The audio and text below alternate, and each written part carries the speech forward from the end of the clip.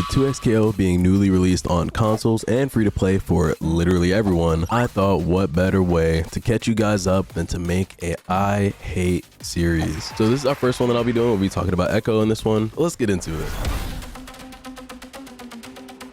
So what makes Ekko so strong? Well, first of all, he has some of the best normals in the game. 5M being really long reaching, and it doesn't have as much recovery as some of the other 5Ms in the game. Look at that. Look at that. Teleportation test. A little dash and a little 5M action. We're hitting at damn near round start. Same thing with his 2M, also really good normal. And these all obviously give him a combo. In his block pressure, he has access to the most lows possible out of any character. Want to go for a double low? I can. If I want to go for a triple low, I can. He has access to just so many lows. Like I get 2L, 3L, and then I can press crouching medium afterwards. So your opponent cannot retreating guard any of those hits. You just still have access to so many low options. But this is not even like the best part about the character. His neutral is amazing. This time wander projectile that he can throw. At first, he throws it and it's really fast, and then it slows down towards the edge of it, and he can also interact with time wander after he throws it. So he can throw it and hit it, he can throw it and like run behind it, and also when he throws time wander and it ends up hitting at the last active frames of it, or somewhat of the last active frames, it'll hit your opponent and capture them in a what we call a capture state, which allows for combos.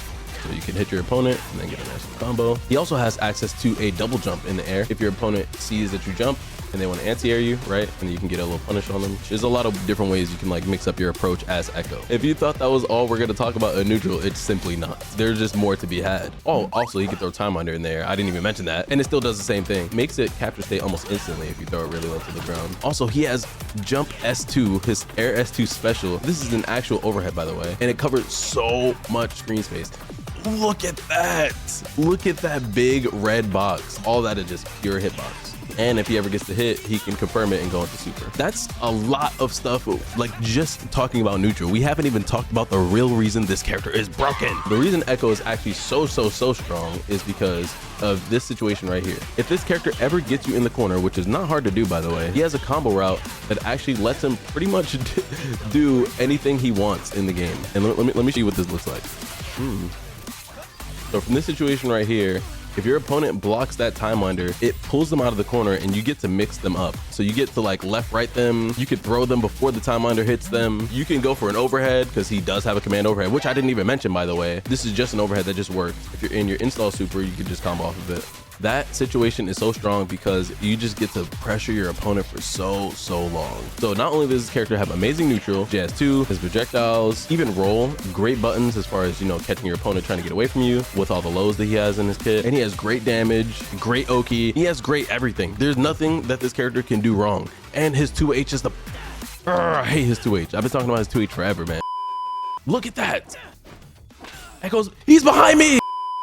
Anyways, yeah, okay, now we're gonna talk about his assists, and his assists are really good as well. This had to get nerfed, actually. This used to go a lot further. It was a bit faster as well. It just leads for easy extensions on hit. It's good on block, it's good at neutral, and his time under assist is even better because you can throw it and actually act a bit sooner than you would be able to if you threw time under normally. Usually when you throw time under, you have to wait for the whole recovery and then you can follow behind it and do something. But if you call it as an assist, you can do something with the point character as time under is coming out. So right here, and then you can still tag into Ekko and go do something as well. So there's just so much screen space to be covered with Ekko. Like, he's just such a good character to have on your team, whether you play him point, whether you play him as an assist, and he has so much value even by himself. Once he gets going, he doesn't need anyone to keep him going. He's just the character that can carry you to the promised land. So if you guys are looking for a good character to play who's really flashy, really fun, mix-up oriented, I would 100% recommend Ekko for you guys. Definitely give him a try, and there's a ton of Ekko setups and lab monsters that work if you guys want to check on Twitter or any other in-depth Ekko guide. This is really just to get our new console friends up to speed, but I appreciate you guys for watching. I hope the video found you well, and I'll catch you guys in the next one.